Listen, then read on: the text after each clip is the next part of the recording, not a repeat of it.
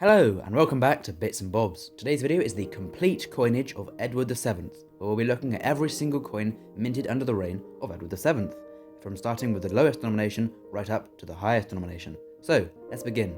The lowest denomination in Britain at the time was the farthing, worth 1/4 of a penny, and here it is. It features the date at the bottom and the word farthing at the top, and features the portrait of Britannia by Leonard Charles Wyon. The obverse of the coin was designed by George William de Soules and features the portrait of Edward VII. This is his first and only portrait, featuring him looking to the right and is uncrowned. Around his portrait is the legend, and we'll come back to the portrait on a bigger coin to have a look at more of the details. Next up is the halfpenny, twice the farthing and half the penny. Again, it features the Leonard Charles Wyon design of Britannia, the date at the bottom, and this time the words halfpenny, as it's a halfpenny rather than a farthing. The obverse is the same, and we can take this chance to look at the hair of Edward VII. A lot of people think Edward VII was bald on the coins, but you can see very closely there are some details of his hair and of course his beard and moustache. Next up is the 1 penny coin. Again, for the third time, the same design by Leonard Charles Wyon, and the date at the bottom, this time saying 1 penny, as the denomination is. And again, the obverse features this usual portrait of Edward VII. Now on to the silver coins, starting off with the Maundy issues. The 1, 2, 3 and 4 pence of the Maundy feature the usual design with the number, with the date either side, the crown on top and the wreath around it. The obverse of these coins look like this, similar but a couple of abbreviated Latin words rather than the full Latin words are here, for instance DG and FD, which would be Di Gratia Fidi Defender. Now of course the Maundy didn't circulate, but the 3 pence had a circulating variant, as we see here. The design though is exactly the same as the ones that were in Maundy sets, although these ones were minted by the millions and used in day-to-day currency and change, so it is often hard to tell if it's a Maundy coin or a just circulating 3 pence. Next up is a 6 pence, twice the denomination. We can see the words here, 6 pence, in the middle of the design, giving us the denomination. The bottom features the date and the tying knot of the 2 wreaths around the sides, with the St Edward's crown at the top of the coin. This design was first introduced in the reign of William IV and was used for a long time throughout coinage. On the obverse again we see the portrait of Edward VII, a standard obviously on all of his coins, as he only had this one portrait. You can see here on the legend though the Di Gra and Fid Def are longer rather than just the 2 first letters. And now we move on to the shilling, twice the 6 pence. The design then features the words Fid Def in dimp at the top and the words 1 shilling at the bottom. The date, 1902 in this case, can be seen either side of the St Edward's crown, and atop the St Edward's crown is a crowned Line of England facing out of the coin. A very nice design that was also used for quite a while, even as the metal content changed in the shillings. And the obverse, as you've come to expect, is again this, Edward VII Di Gra Brit Om Rex, but this one doesn't have the Fid Def, as like I said, that one was on the reverse of the coin as we saw at the top of the legend, so it's slightly different on that case. Now on to the 1 florin coin, a favourite among collectors in Edward VII's era.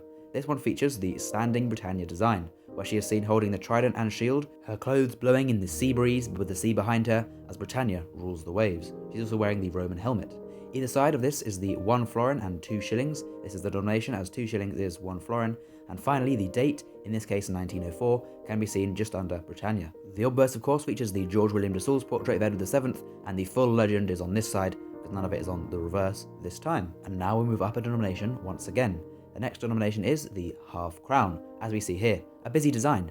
Fid Def in dimp is on the reverse again, the denomination half crown at the bottom, as is the date, 1908 in this case. The central design features the Royal Quartered Arms shield with the St Edward's crown atop it, and around this is a inscribed garter with a Latin inscription on as well. This design was done by George William de Soules, the person who also did the obverse, and was used well into the reign of George V, because it's a good design. And here we see the obverse once again, featuring the usual portrait of Edward VII, as again, the shortened legend as some was on the reverse. And now the last and biggest silver coin is of course the crown.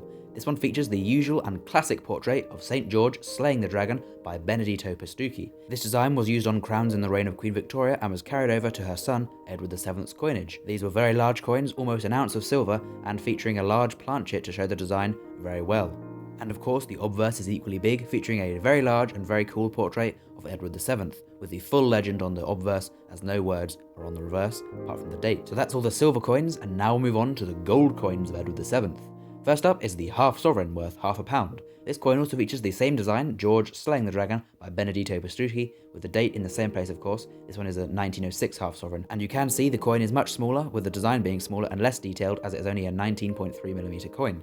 Although the obverse of the coin does still feature some lovely portrait detailing of Edward VII with the usual legend we've come to know. And now we move on to one of the more iconic coins, which is the gold sovereign. This coin was the first coin to ever feature this design by Benedetto Petrucci, and still does in the reign of Edward VII, as we see here.